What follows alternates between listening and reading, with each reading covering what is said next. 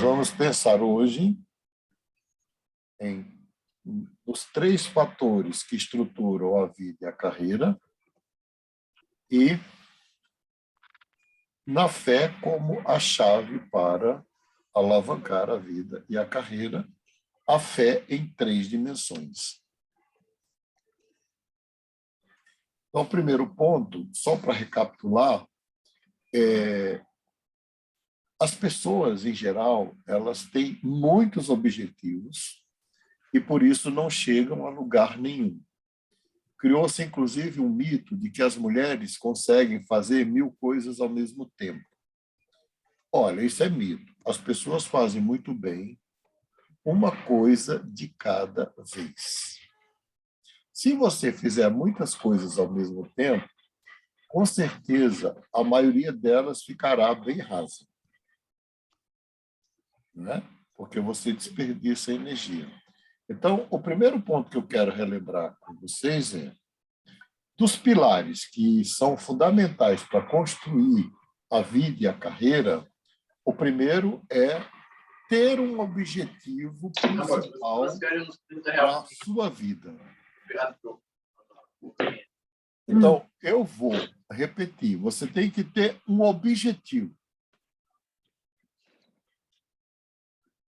Então, se você olhar para os próximos 5 anos, se olhar para os próximos 10 anos... Nossa, de 2 vai ser ruim. Qual é tem mais umas moedas ali no rastro, ó, que você quer atingir? Então, a pergunta que eu estou dizendo aqui é: qual é o objetivo central da sua vida?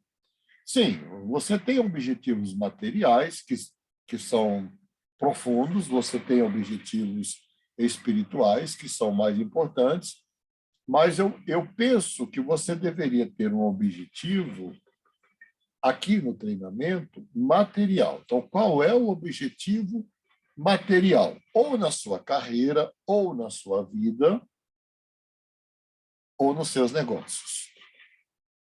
Qual é o objetivo?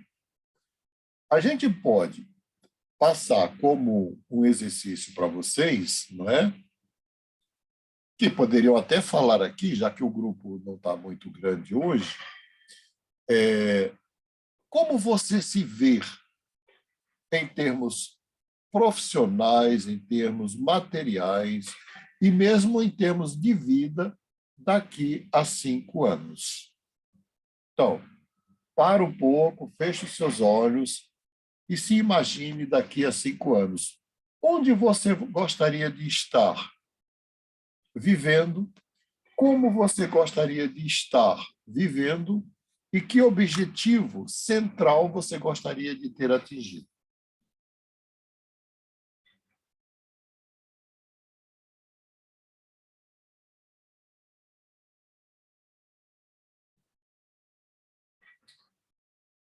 Alguém quer falar alguma coisa sobre isso?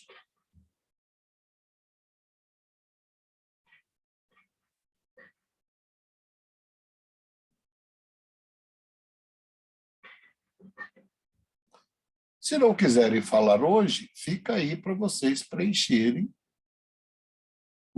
de você para com você mesmo. Como você se vê daqui a 5 anos? Como em termos de vida, em termos profissionais ou em termos de negócio, que é a mesma coisa.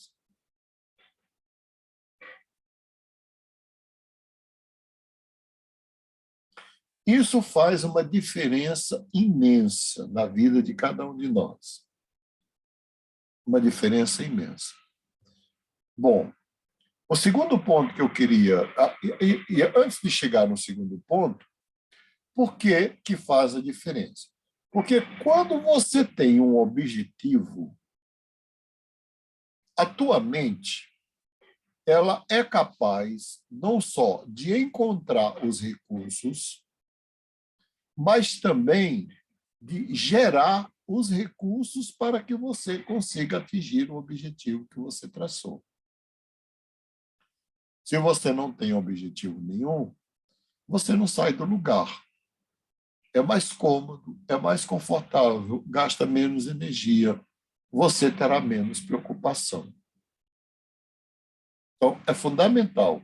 Eu gostaria que vocês aplicassem tudo o que aprenderam na mentoria até aqui para estabelecer um objetivo central para a vida, para a carreira ou para os negócios. Eu sempre traço objetivos para a minha vida a cada 2 anos. A cada 2 anos. A cada 2 anos. Agora eu tracei um para 5 anos. Qual é o meu objetivo para daqui 5 anos? Daqui 5 anos eu quero ter 1.000 alunos na Universidade Aberta de Psicologia e Autoconhecimento para poder eu ter uma vida confortável e viver de renda. Pagar bem meus funcionários, pagar bem a equipe que está comigo e oferecer ensino, formação e treinamento de qualidade. Mas quando eu penso no objetivo pessoal para eu quero ter qualidade de vida, porque eu vou estar com 70 anos. Quando eu penso no objetivo para a empresa, eu quero ter 1.000 alunos, porque aí dá para pagar não só os funcionários e o staff, pagar bem, mas pagar, inclusive, um executivo para administrar para mim. Ou, quem sabe, um filho ou filha minha assume a empresa. Né? Aqui eles já estão se animando para isso. Então, já ficam falando, assume você. Não, quem vai assumir é você. Eu falo, tira no paro ímpar, depois vocês assumem. Mas sem isso, a gente fica meio que paralisado, fica meio que acomodado, conformado, não é? Faz sentido o que eu estou falando?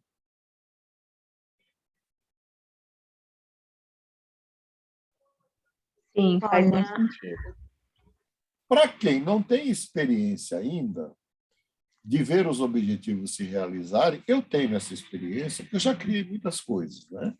Mas para quem não tem, o bom é colocar objetivos que sejam possíveis de serem atingidos.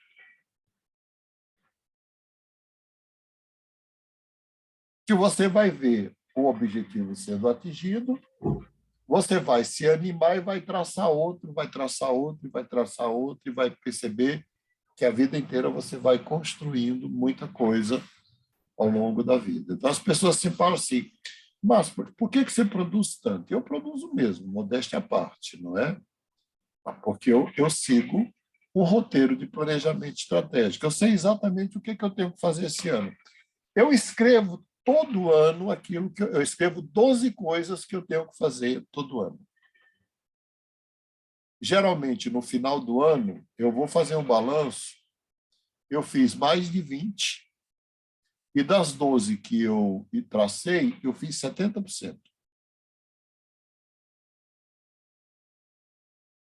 Sem isso, você, desculpa a brincadeira, mas fica igual a barata tonta. Corre para cá, corre para lá, começa uma coisa, para outra, começa outra, fica ansioso, fica frustrado, perde a esperança e você fica rodando, né? E a vida vai passando, passando. Aí você fala assim, mas eu nunca tracei nenhum objetivo. Bom, a vida vai passar do mesmo jeito. Se você traçar, se você não traçar, não é? A vida vai passar do mesmo jeito. posso falar? Eu acho que a maior dificuldade das pessoas aí nesse caso não seria só ver o objetivo, mas você ser rigoroso consigo mesmo no dia a dia. Porque Mas para você ser. isso vem com o tempo. Porque assim, como você falou, todo final de ano você faz uma lista. Eu sei que Quase. esse é um momento que você tem que ficar só para você, porque eu já fiz isso, você consegue pensar coisa muito mais além do que você não imaginaria no dia a dia. Mas levar até você vai traçar até o final, que eu acho que é o mais complicado. Porque às vezes você vai passando, outros problemas vai acontecendo, você muda de plano. Sim, mas se você, por isso que eu estou falando de estabelecer um.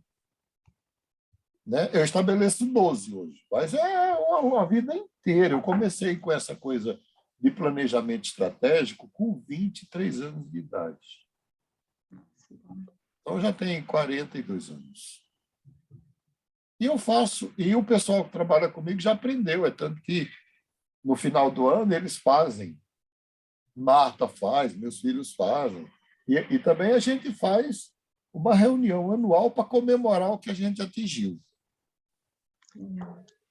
Oi? Posso Muito falar algo? legal. Pode, para dar graças, fala.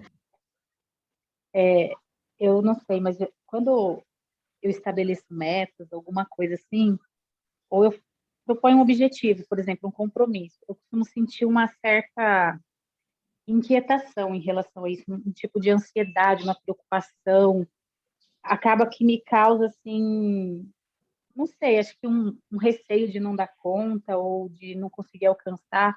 Eu tenho um pouco de dificuldade, eu acabo deixando as coisas irem acontecendo. O Cris, é preciso ser flexível, não é? O objetivo não pode ser uma prisão, não pode ser mais uma cobrança, é um roteiro. Se você, por isso que eu falei, eu estabeleço alguns, geralmente eu faço mais do que aqueles que eu estabeleci. Por quê? Porque, na verdade, nós vamos chegar ao segundo ponto. Sem objetivos, você não tem foco. Vocês todas têm experiências com pequenos objetivos, não é? Objetivos familiares, por exemplo, o aniversário de um filho. Você sabe que você se organizou para comemorar. De repente, alguma coisa, uma festa familiar, o Natal, por exemplo, você tem que se organizar para comemorar. Não é verdade? Você precisa comprar uma roupa, você tem que se organizar para comprar aquela roupa. Se você se você sair de casa para comprar uma roupa e não souber que roupa você vai comprar, é capaz que você compre. Eu vou pegar um exemplo até mais simples. A inflação está muito alta, o salário está cada vez menor, o dinheiro está escasso. Imagina que você entra num supermercado, sem uma lista do que você vai comprar lá. Você vai gastar dinheiro à toa. Só que a lista é um roteiro. De repente, você pode olhar um produto que está muito caro e você não pode comprar ou não quer, e você substitui por outro, ou, de repente, um outro que nem está na lista, você coloca no seu carrinho porque cabe no seu orçamento. Mas você tinha um roteiro. Então, não é para usar o objetivo contra você, né? Assim, se você chegar perto dele, melhor. A ideia do objetivo é do arqueiro que lança uma flecha. Se ele não tiver um alvo, ele não sabe para onde atirar. E o objetivo, ele termina gerando foco. O que é foco? O foco é quando você concentra as suas atenções e as suas energias num determinado objetivo. Vamos lá, você tem um objetivo de criar uma loja, um negócio próprio.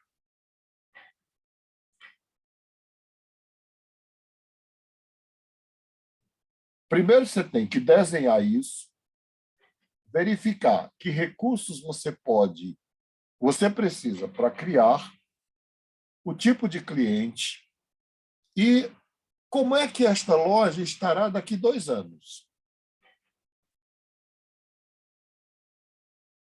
No primeiro ano, com toda certeza, você terá que trabalhar para sustentar a loja. Então, você tem que ter um recurso também ou um trabalho também para se sustentar. Mas quando a gente coloca... Vamos lá, se você colocar na sua cabeça, vou comprar alguma coisa para mim, você termina encontrando recursos para comprar aquele objeto. Um fogão, uma geladeira, uma roupa.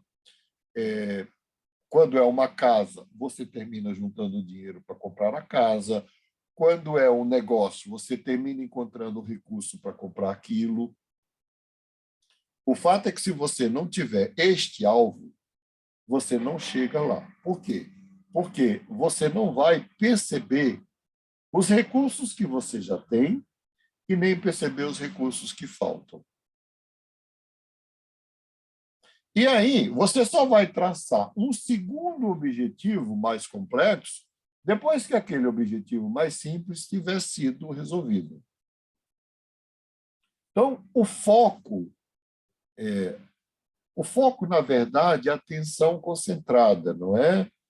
Se você traçar como projeto este negócio e colocar visível para você orar. Aí, a melhor forma de fazer um planejamento é que eu não queria antecipar a conversa hoje e de transformar isso num objetivo permanente é a oração.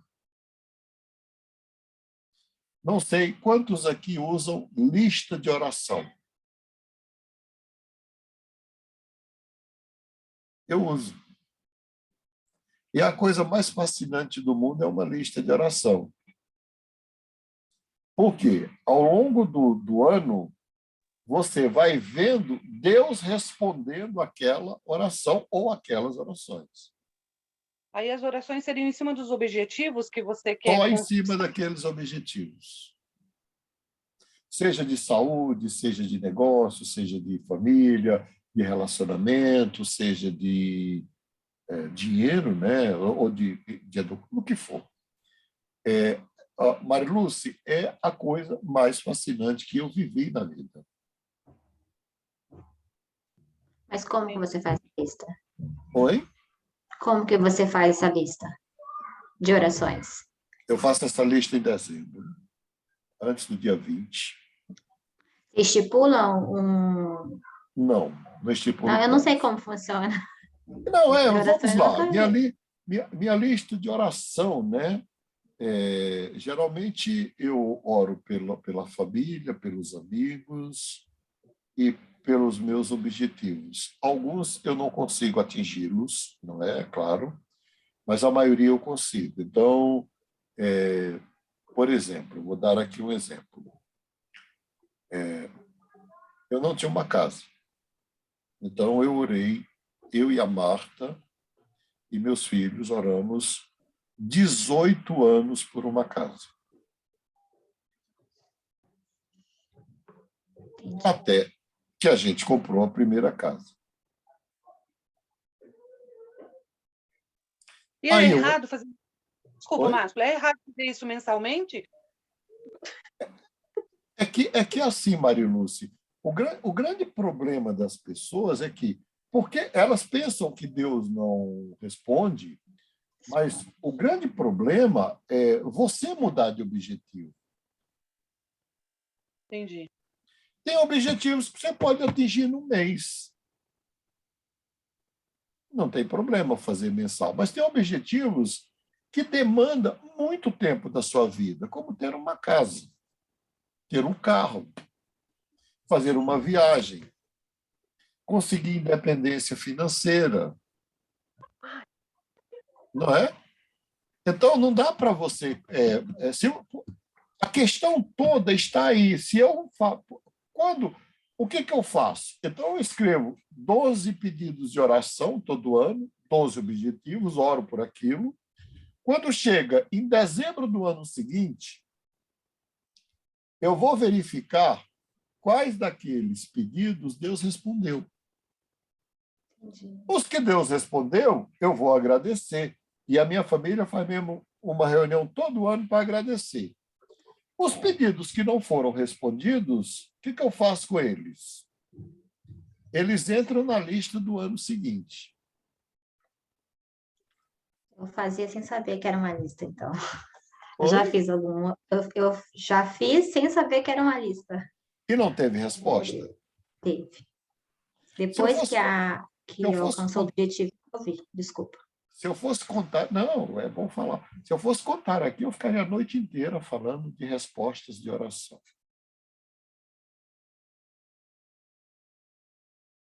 A noite inteira.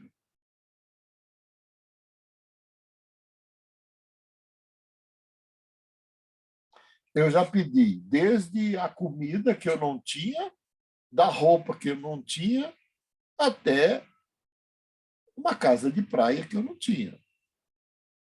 Você vai, a sua fé vai se fortalecendo e você vai ampliando, se começa de coisas muito simples. Uma das experiências mais maravilhosas que eu tive com resposta de oração por objetivos, quando eu estava no seminário, eu dependia só das orações. Então, quando o Damaris nasceu, nós fizemos a lista do enxoval, porque eu não tinha salário, eu era seminarista, vivia só das ofertas, e nós oramos durante 6 meses. Até o 7º mês, nada aconteceu. Do 7º mês até o nascimento do bebê, nós recebemos tudo aquilo que nós pedimos, muito mais do que pedimos no Brasil todo. Aquela foi a maior experiência que eu tive.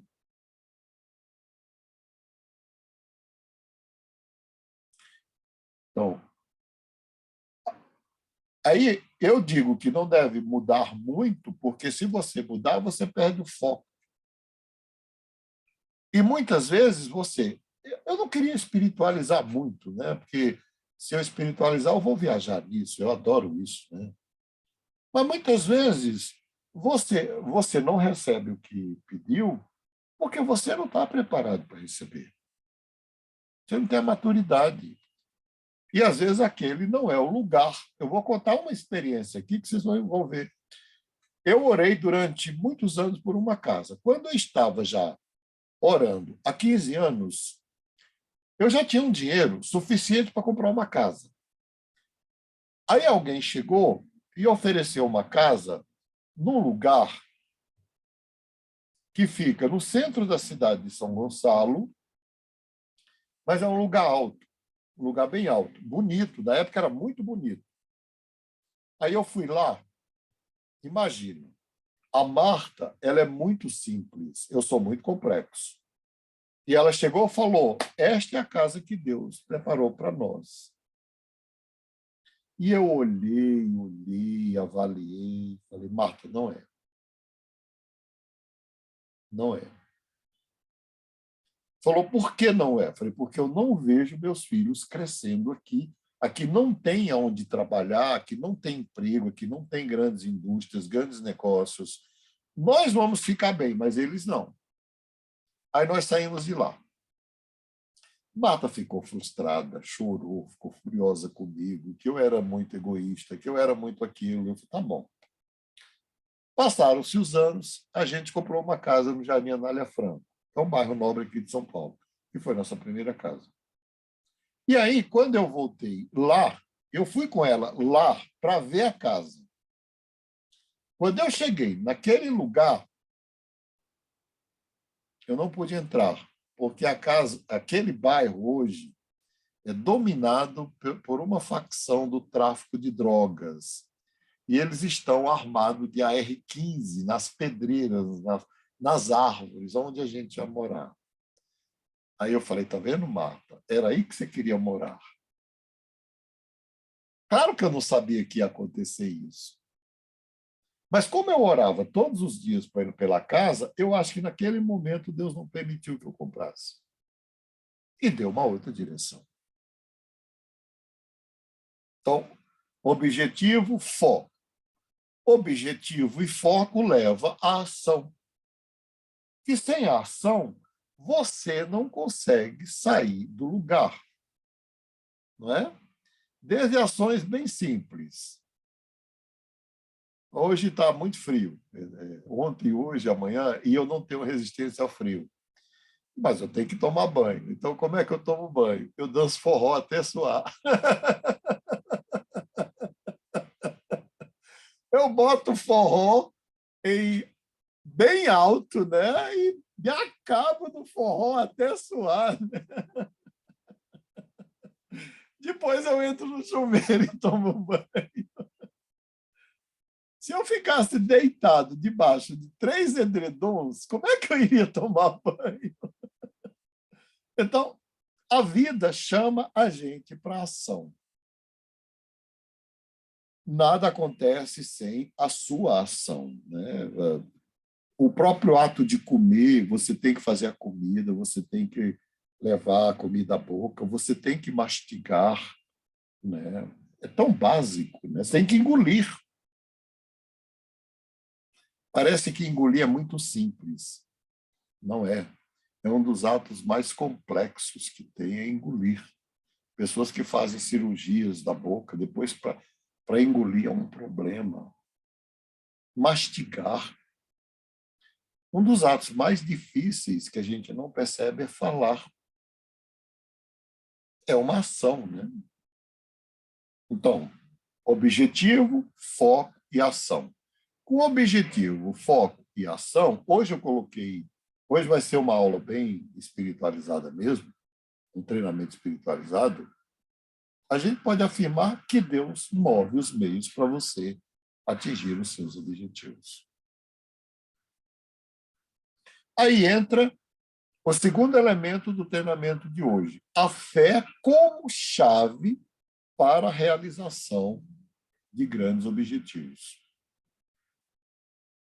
E aí, a primeira dimensão da fé é a dimensão espiritual mesmo, é a fé em Deus. E a fé é uma coisa tão complexa. A fé é a certeza das coisas que vocês esperam e das coisas que vocês não veem. Como é que você vai esperar algo que você não vê e que tem certeza que você vai ter? A chave para poder entender a fé é ter a capacidade de sonhar e de acreditar que você vai conseguir chegar e ter aquele objeto ou aquela situação que você não tem. Bom, lá vem eu com a casa de novo. Eu perdi pai e mãe, fui criado pelos avós, e a casa, que era da minha mãe, houve uma enchente no Rio Jaguaribe, e a casa ficava na beira do rio, e o rio levou. Quando eu completei 18 anos de idade, que eu ia embora do Ceará, né? Eu ia embarcar no navio da Marinha e viria para o Rio, que foi o que eu fiz, eu fui lá me despedir da casa. Foi uma das experiências mais dramáticas que eu tive na vida, que já tinha perdido pai, já tinha perdido mãe, mas para mim a casa estava lá, era a minha casa. A casa que a minha mãe construiu. Aí eu fui procurar a casa. O que eu observei quando eu cheguei foi, eu sabia que naquele ano tinha dado uma enchente. A casa ficava no lugar alto, eu nasci ali naquele lugar, na beira do Rio Jaguaribe, no Iguatu. Mas o rio estava o dobro da largura, exatamente naquele lugar onde estava a casa. E aí eu comecei a procurar a casa, não achei. Eu estava de óculos escuros, Ray-Ban, parei, comecei a chorar. Aí chegou uma mulher e falou assim, você não é daqui. Eu tinha morado lá, mas eu não era mais de lá, eu tinha ido embora para Fortaleza. Falei, não, não sou. Eu vi você andando para lá e para cá, você está procurando alguma coisa? Eu falei, estou. Estou procurando a casa da Dona Luísa, que era minha mãe, que ela era conhecida como Dona Luísa, porque ela era enfermeira, parteira, professora primária. Aí a mulher falou assim, você não vai achar porque o rio levou. Esta família, dona desta casa, é uma família amaldiçoada. O pai foi assassinado, a mãe foi assassinada, e o único filho homem desta família desapareceu no mundo, ninguém sabe quem era. Era eu. E na hora eu pensei, eu não fiquei com raiva da mulher, não fiquei com ódio, não fiquei frustrado. Eu pensei, é interessante como as pessoas interpretam as coisas que elas não conhecem. Eu não sou amaldiçoado, nem a minha família é amaldiçoada, nós apenas fomos vítimas de uma tragédia. E a partir daquele dia, eu comecei a imaginar que eu voltaria para a minha casa. Porque eu morei 10 anos no navio e no seminário. E eu comecei a imaginar a casa mesmo. Eu imaginava a casa. Eu fechava os olhos e eu me via dentro da casa. E aí eu casei logo uns anos depois, comecei a orar pela casa, Quando eu comprei minha primeira casa, vocês não imaginam a felicidade que foi para mim, não é? Então, fé em Deus, primeiramente. A fé em Deus é acreditar que Deus vai perdoá-lo de tudo, Deus vai amá-lo incondicionalmente, Deus vai aceitá-lo como você é, aceitar na sua totalidade, porque não é isso que a igreja ensina. A igreja ensina que Deus só vai aceitar o lado bonzinho daquilo que você é. Isso é mentira. Eu não sou modelo de nada, eu não sou exemplo de nada. Deus me ama porque Ele quer, não tem a ver comigo. Deus ama de modo incondicional. E a fé tem que te levar a crer em Deus como alguém que te aceita incondicionalmente. Alguns não creem em Deus, mas pode crer numa inteligência do universo, não é? Pode crer numa figura celestial, sagrada, enfim. Esta fé, a maioria dos brasileiros tem. Fala assim, você confia, você crê em Deus? Ele fala, creio. Mas eu queria trazer um outro tipo de fé, além dessa, que é o segundo tipo de fé, que é preciso também aprender a confiar nas pessoas.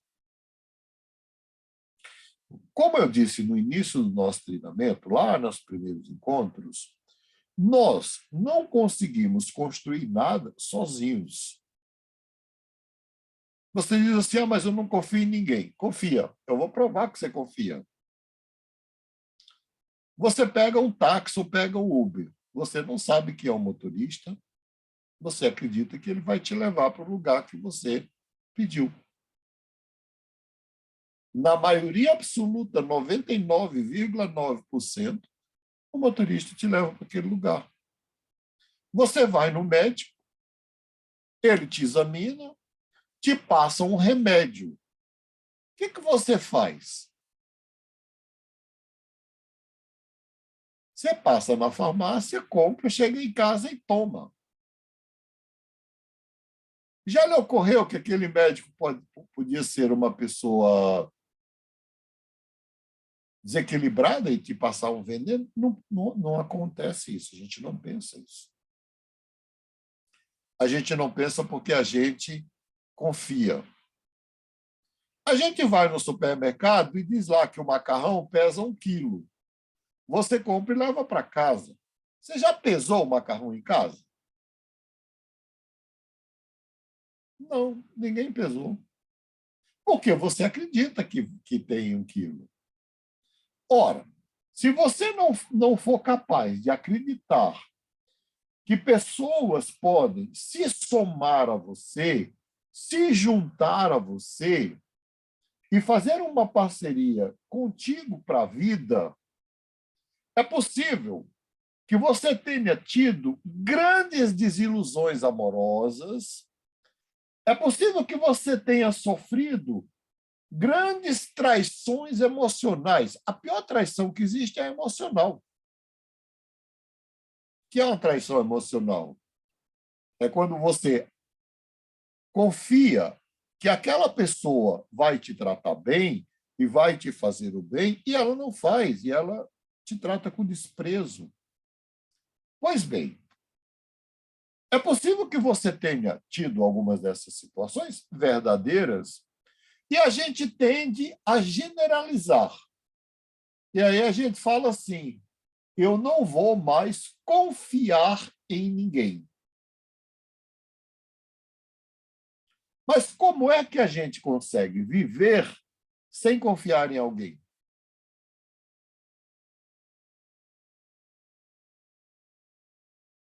Meus 3 filhos têm a chave da minha casa.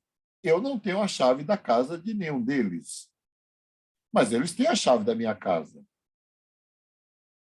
A secretária da Marta tem a chave da minha casa. O que tem de equipamento na minha empresa vale mais de 120 mil reais. As minhas assistentes têm a chave da empresa. É possível que alguém quebre a minha confiança? Sim, é possível. Mas eu sempre tenho que procurar pessoas que sejam dignas da minha confiança, porque eu não posso construir um negócio, um empreendimento, sozinho. Precisa ter prudência, claro. Precisa ter prudência. Eu acabei de comprar uma casa, a Marilu sabe disso, uma casa maravilhosa na beira de uma praia, numa reserva ecológica. O preço estava bem abaixo do mercado, por causa da crise financeira, e a primeira coisa que eu fiz foi contratar um advogado para acompanhar dentro do cartório se a situação daquela casa estava legal, por causa do valor que eu tinha que investir. Mas eu tinha que confiar em alguém que pudesse olhar para mim aquilo, já que é em outra cidade. Bom, e ele também conhecia o dono, é amigo do dono, ele podia chegar e se vender para o dono e mentir para mim. Mas a gente não tem alternativa. Ninguém vive sem confiar em ninguém. É impossível. Todas as nossas relações, sejam humanas, sejam amorosas, sejam afetivas ou sejam comerciais, elas se baseiam em confiança mútua.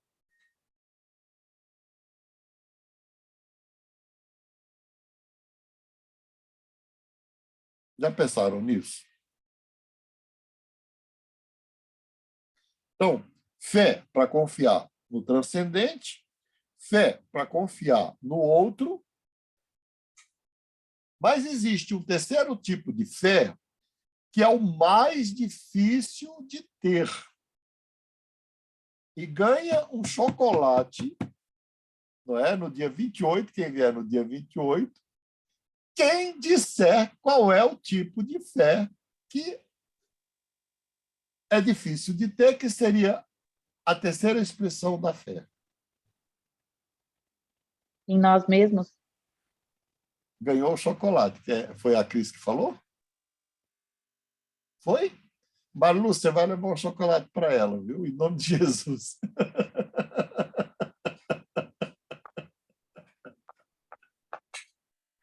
É a fé em si mesmo.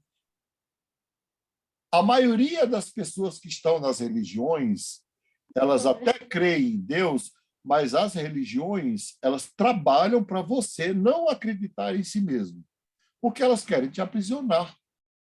Inconscientemente, os líderes religiosos têm medo de você acreditar em si mesmo. Aí, quando você fala assim, olha, quando eles conhecem alguém que acredita em si mesmo, primeiro eles ficam achando que o cara é metido, não é? Que é arrogante, que é prepotente, né? É tanto que quando eu falo para a igreja, eu falo assim, gente, ó, vamos lá, meu ego é imenso. Se vocês vão me criticar por causa do meu ego, já que sabe que é imenso, eu também sei. Aí você nunca pode dizer assim, eu fiz. Imagina, você não pode, você não fez nada. Se você não fez nada, nunca vai fazer nada, nunca vai ser nada. Mesmo se a gente considerasse a ideia de Deus, Deus não faz nada sem o homem no mundo. Pode até fazer em outro mundo, mas nesse aqui não. O próprio Deus se encarnou, se tornou homem e veio como homem para fazer aquilo que o homem faz. Confiança em si mesmo. Na verdade, a confiança em si mesmo é um tipo de fé. É uma declaração de fé que eu faço a mim mesmo. Eu posso, eu consigo.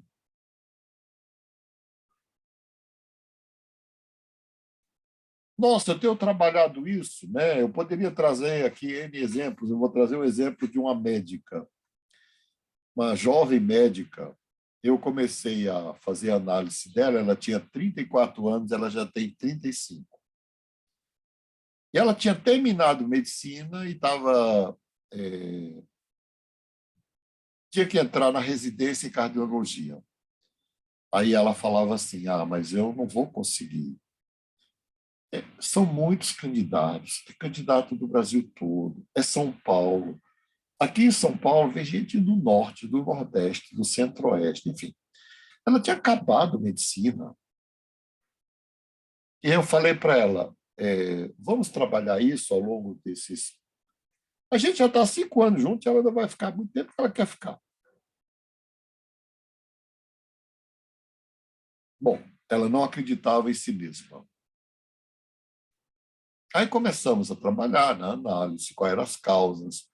A causa é que ela tem uma mãe que não acredita nela, nunca acreditou nela.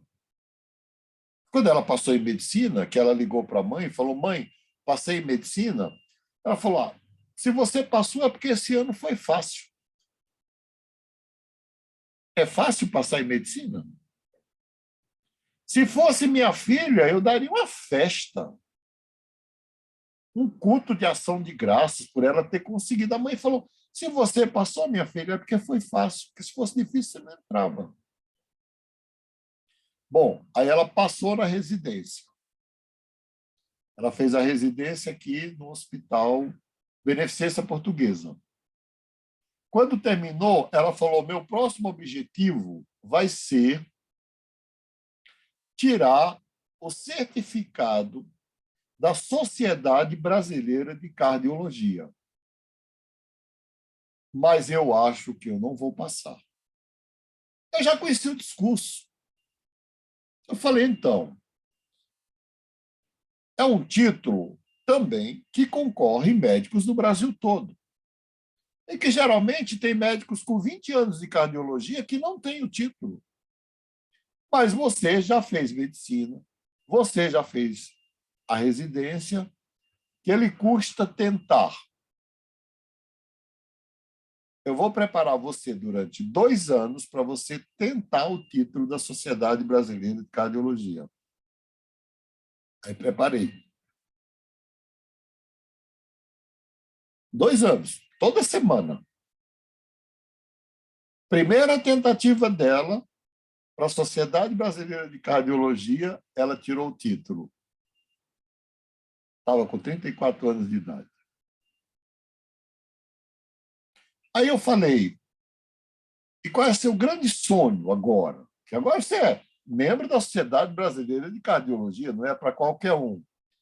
Falou, doutor Baspoli, eu quero ser médica na Europa.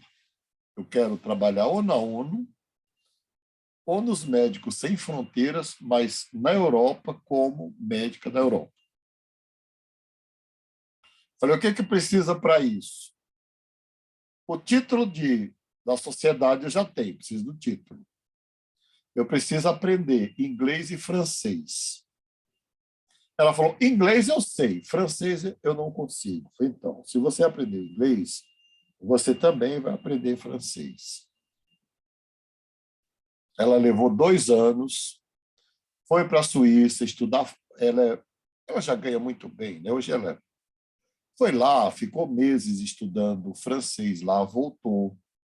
Aí, quando foi, agora, em março, ela falou, doutor Baspoli, eu estou preparada para fazer a primeira prova para trabalhar num hospital da Europa, mas eu sei que eu não vou passar. Eu tenho certeza que eu não vou passar. Vocês acreditam? Ela já tinha terminado medicina, feito residência, entrado na Sociedade Brasileira de Cardiologia, conseguido a titulação e a fluência em inglês e francês. E aí eu falei para ela assim, Olha, doutora, eu já ouvi esse discurso tantas vezes que só quem acredita nele é você. Eu não acredito mais. Aí, desse ínterim, chega para ela um convite para ela fazer uma prova para ser médica cardiologista de um hospital da França. Ela ficou 3 noites sem dormir, marcou uma sessão extra comigo, veio e falou assim, doutor Máspoli, chegou a oportunidade da minha vida, mas eu não tenho coragem de fazer. Como eu aprendi a driblar essas situações, né? Eu falei para ela, mas você não quer ser médica da Europa? Ela falou, quero. Então, faça sem compromisso de passar. Faça apenas para saber como será o processo. Bom, se inscreveram daqui do Brasil, tinha uma vaga, 42 cardiologistas do Brasil. Eles queriam um brasileiro que falasse francês e português. Aí ela teve enxaqueca, vomitou, teve disenteria, tudo aquilo que essas pessoas têm nessas horas. Né? Passou mal. E aí ela voltou e falou assim, eu não tenho coragem de fazer. Eu falei, então, faça pelo menos para você saber como funciona. Você não é obrigado a passar, mas vai lá e faz. Aí ela fez. Aí ela ligou para mim, falou, mandou um áudio, falou, doutor Márcio, eu preciso de uma sessão urgente. Tá. Aí ela sentou aqui, toda sorridente. O que aconteceu? Isso virtual, né? Porque ela estava na França fazendo as provas. Falei, doutor Máspoli, eu passei. Mas agora, tem a entrevista com o diretor do hospital, doutor Máspoli. E eu sei que eu não vou passar. Eu falei, não tem problema. Vai conhecer o diretor do hospital. Ela falou, a entrevista é hoje. Eu vou, mas eu quero que você me espere, porque quando sair da entrevista, eu quero chegar para você e dizer, nadei e morri na praia. Aí começou a chorar. Eu falei, então, eu só quero que você se comprometa a fazer a entrevista, porque você já chegou até aqui. Você não pode desistir agora. Aí, eu fiquei esperando, né? Ela falou tal, aí ela mandou um áudio, aí eu entrei, aí ela falou, doutor Máspoli, você não sabe o que aconteceu. Eu falei, já sei, você passou. Eu passei. E como é que você enfrentou a entrevista? Ela falou, e onde está o problema? Não teve entrevista. Como não teve entrevista? Ela falou, a entrevista foi com o diretor do hospital e o chefe da equipe de cardiologia lá do hospital da França. E o diretor falou assim, eu quero conhecer a brasileira jovem, fera, que passou no concurso em primeiro lugar, e eu quero saber quando é que ela começa. Quando é que você vem para cá? E ela, mas vocês não têm nenhuma pergunta para me fazer? Aí falou, não. Aí ela falou, olha, eu não estou preparada para ir. Preciso ser sincero, preciso me preparar para ir. Aí ele falou para ela, então, isso foi em abril. Eu falei, então, você tem até o dia 6 de junho. Na semana passada, ela sentou aqui e falou, doutor Márcio, eu já assinei o contrato, já consegui o visto de permanência na França, o visto para trabalhar na França, e dia 6 de junho eu vou me apresentar ao hospital. Mas eu não vou conseguir ficar lá com o cardiologista. Aí eu comecei a rir, né? Eu falei, olha, você pode qualquer coisa dentro da cardiologia, não é para qualquer um você chegar onde chegou. Aí ela falou assim, sabe o que foi, doutor Mastro? Eu liguei para minha família, minha mãe pegou um avião, meu pai veio aqui, e meu pai estourou uma champanhe, fez uma celebração, comunicou a todos os amigos dele, meus amigos, minha família e tudo. Mas a minha mãe olhou para mim e falou, de que adianta você ter passado? Você não vai conseguir ficar lá. Eu falei, sua mãe tem inveja de você. É só isso. Você foi muito além daquilo que ela foi. Perdoe ela, esqueça. Vá para lá. Agora eu estou trabalhando com ela para ela acreditar que ela vai se dar bem lá. E depois eu vou dar alta para ela, porque ela não precisa mais de mim, não. Está na hora dela confiar nela mesma. O que eu vou dizer para vocês é muito duro. O que nota você se avalie? Não é para falar. Que nota você se dá naquilo que você é, naquilo que você faz de 1 a 10? Eu me dou 10. Eu sempre me dei 10. Por isso que eu falo que o meu ego é imenso. Se dê a nota. O que eu vou dizer para vocês é muito duro. Todas as pessoas, todas, que você conhecer, eu não estou falando de quem vai lhe entrevistar para um emprego, estou falando de todas as pessoas que lhe conhecerem. Elas vão te dar sempre uma nota menor do que aquela que você mesmo se deu. Então, sabendo disso, eu não posso me dar uma nota baixa. Eu já dou uma nota alta que é para impressionar mesmo. O problema é que eu acredito na nota que eu me dou. Eu me dou 10. Se me derem 9, azar de quem me deu 9. Eu me dou 10. Isso faz muita diferença. Muita diferença. Muita diferença. Quando eu fiz concurso para o Mackenzie, tinha uma vaga, tinha vários candidatos. E aí, o diretor da faculdade de psicologia trouxe uma prova. A prova era o seguinte, ele trouxe o programa de psicologia de uma disciplina da faculdade, psicologia aplicada. E aí deu para os candidatos. Olha, esse é o programa do Mackenzie. Eu quero que vocês critiquem o programa e apresentem uma proposta. Poucas pessoas criticaram o programa. Os professores que se candidataram escreveram assim, por se tratar do Mackenzie, a melhor universidade da América Latina, o programa é excelente. Eu esculhambei com o programa. Esculhambei mesmo. E aí eu cheguei em casa e falei, Marta, eu não vou ser chamado. Por quê? Só tem uma vaga. Eu vim do Rio para fazer e eu esculhambei com o programa deles. Imagina, eles vão achar que eu sou um sujeito prepotente, eu sou mesmo. Então, fazer o quê, né?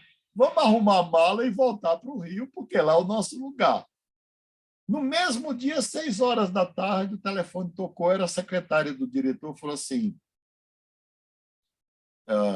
o diretor da faculdade quer conversar com você amanhã às 9 da manhã. Não disse o que aconteceu. Aí eu cheguei lá, sentei, ele falou, você passou. Por que eu passei? Porque você esculhambou o programa. E eu abri essa vaga exatamente porque o professor que foi demitido estava dando aquela porcaria. E eu queria alguém que criticasse, que ele apresentasse uma outra coisa. E você foi o único que teve coragem de criticar. De onde veio essa coragem toda? Sei lá. Mas eu achei que não ia passar. Ele falou, não, você passou. Quando é que você começa? Eu falei, não, tem que ir para o Rio, pedir demissão lá, mudar com a família. Você começa no semestre seguinte? Começa no semestre seguinte. Comecei no semestre seguinte. Então, Você tem que acreditar em você mesmo, mesmo que você esteja errado. Quem não pode estar errado é o outro. Ele pode estar errado, mas você tem que acreditar. Então, sempre que você estiver diante de um novo desafio, pense assim: eu sou capaz de aprender. É só isso. Você não precisa saber. Sempre que lhe fizerem uma pergunta numa empresa, num cargo, que você não sabe, você tem que olhar bem nos olhos da pessoa que está lhe entrevistando e dizer: eu sou capaz de aprender. É só isso, não precisa nada além disso. Isso impressiona muito. Eu estou aqui fazendo a seleção, né, das pessoas que vão compor aqui, os psicólogos, psicólogas. Aí eu entrevistei uma moça e aí falei para ela assim, aqui, a base da minha universidade é psicologia profunda, neurociência e emoção. Ela falou: psicologia, eu sei. Neurociência, eu não sei. Mas eu me candidatei porque eu quero aprender com você. Além de inteligente, ela é extremamente esperta, não é? Eu quero ter o prazer de aprender com você, porque eu não sei. Bom, aí eu entrevistei outra para o mesmo cargo. Ela falou assim: psicologia profunda, eu sei. Mas neurociência, eu não sei. E eu vou ser sincera com o senhor. Eu também não sei se eu vou aprender. Aí eu olhei bem para ela e falei: o que você está fazendo aqui? Está muito claro no processo seletivo que a gente vai trabalhar com psicologia profunda e neurociência, você está no lugar errado, na entrevista errada. Aí eu cheguei em casa frustrado. Primeiro que eu dei uma patada na mulher, né? Ela já não estava bem na entrevista, ainda dei uma patada nela. Aí eu parei, pensei e falei: gente, ela teria ido muito bem se ela dissesse para mim: eu quero aprender. Aí ela ligou para mim e falou: doutor Márcio, eu estou aqui na Universidade Aberta. Eu sei que eu não fui bem na entrevista, mas eu queria falar com você. Tá bom, aí eu fui lá. Ela falou: doutor Márcio, eu fui muito mal porque eu falei que eu não sabia se eu iria aprender. Você me dá uma oportunidade de aprender? Eu falei: dou, mas eu não vou te contratar agora. Se você quiser vir para cá como voluntária para aprender neurociência, seja bem-vindo. Você vai me ensinar? Vou lhe ensinar de graça. Depois você se candidata aqui de novo em outro lugar, porque eu já tinha escolhido a outra pessoa. Aí ela falou: eu podia ter dito que queria aprender. Eu falei: era só isso. A gente sabe que as pessoas não sabem tudo. Os selecionadores sabem disso. Os donos de empresas sabem disso. Todo mundo sabe disso. Você vai criar o seu negócio. Você tem um negócio, você vai gerenciar. Você não precisa saber tudo. Muita coisa você terá que aprender no processo. Mas você tem que acreditar que você é capaz de aprender. Então, eu vou dar hoje uma tarefa para vocês, para encerrar, porque nós já passamos do horário, não é? A tarefa é: eu quero que você escreva numa folha em branco: quem sou eu?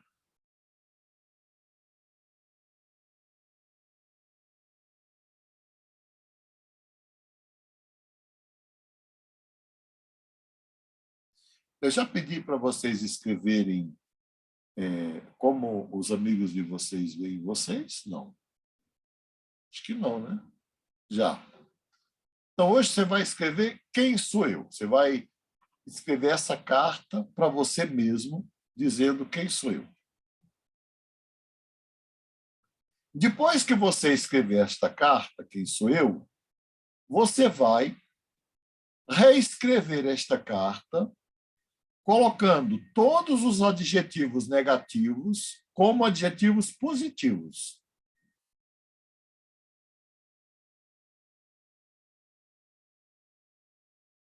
Então, primeiro, você vai descrever você, sua personalidade, suas habilidades, suas virtudes, seus defeitos. Depois você vai mudar os adjetivos, né? Só tem um adjetivo que eu não posso mudar. Por exemplo, se eu escrever essa carta hoje, eu ainda vou continuar dizendo que eu sou feio. Eu não posso dizer que sou bonito, porque eu não sou, mas o resto eu tenho que mudar tudo, não é? Na segunda carta, você vai transformar os adjetivos negativos em adjetivos positivos. Que dia é hoje? É dia 20, né? E Hoje é 19. Dia 19. E eu quero que você escreva uma carta para você, dizendo como você será no dia 19 de maio de 2023. E você vai pôr no envelope, endereçado para você, você vai lacrar e você só vai abrir no dia 19 de março de 2023. Vamos ver o que acontece até lá, né? Tá aí.